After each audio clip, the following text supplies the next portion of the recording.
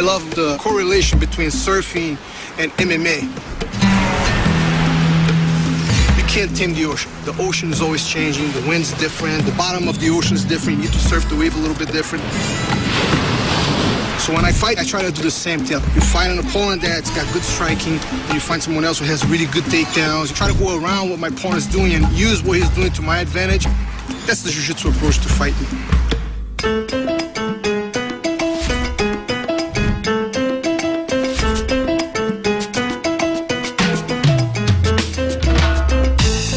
I started surfing as soon as I could walk. The moment I could stand, my father put me on a board. I grew up just in the water, sailing, scuba diving, spearfishing, water skiing. And I met Master Renzo Gracie when I first walked onto Gracie Barra. I was 15 years old. To all of us that started jiu-jitsu at that time, like he was our hero. There was no Iron Man, no Superman, it was Renzo Gracie. I moved here to help Master Renzo at a school he was opening. I wanted to dedicate my whole life to jiu-jitsu, and I realized that the only way I was going to be able to do that is if I was a teacher. Here? Perfect, right there, you got your hat. 3 years later, at the urging of his students, the teacher became a fighter. Fought in front of 20,000 people my very first professional fight, and it was definitely a rush. I did win, you know, it was an awesome performance. After a disqualification in his UFC debut, Ricardo scored an impressive submission of Eugene Jackson and lost a war with Andrei Semenov.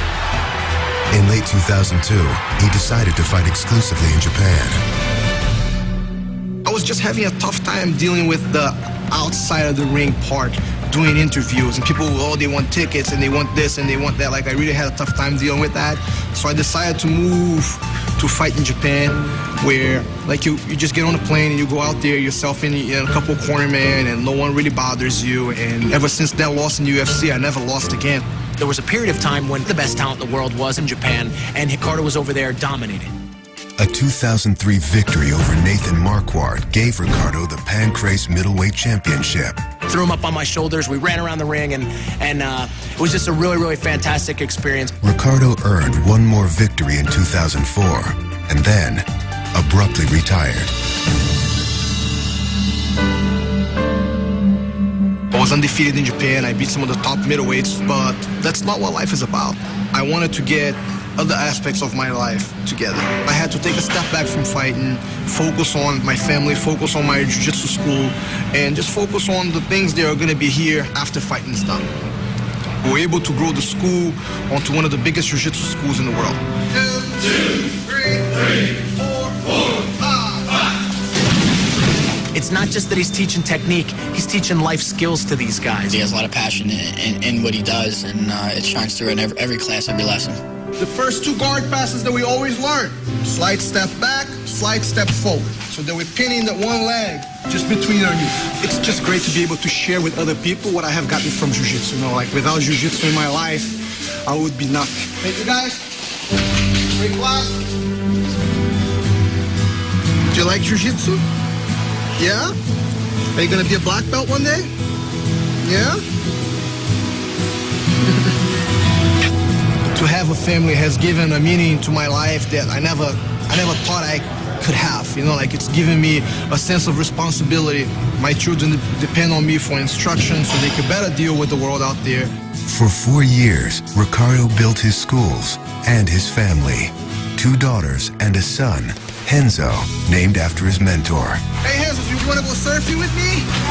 All right. Then, one day, the itch returned.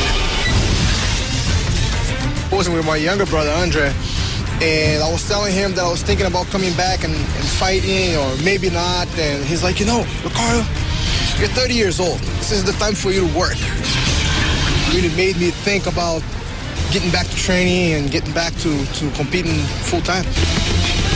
There's this new generation of guys coming up.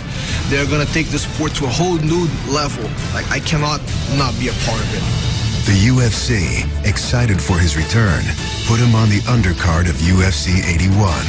Ricardo began training for a return to the octagon. Then he and his wife received troubling news. A couple weeks before my fight in February, my son Renzo was diagnosed with autism spectrum disorder. It's definitely something that's tough to deal with. I thought about just calling Dana and Joe Silva and being like, you know, I can't fight. I shouldn't be here. I spoke to my father, and he was like, you know, Ricardo, I think it's important for your son to see you working hard, to see you out there fighting. And it spoke to me, and I decided that I was gonna fight. I want him to see me sweating and bleeding a little bit so that he understands that he needs to go through his therapy, he needs to go through his tough times, and everything's gonna be okay at the end.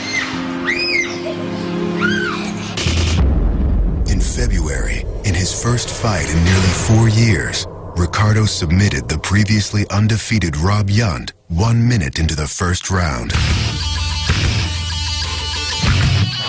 got a guillotine right there. Can he finish it here? But he's got one arm in.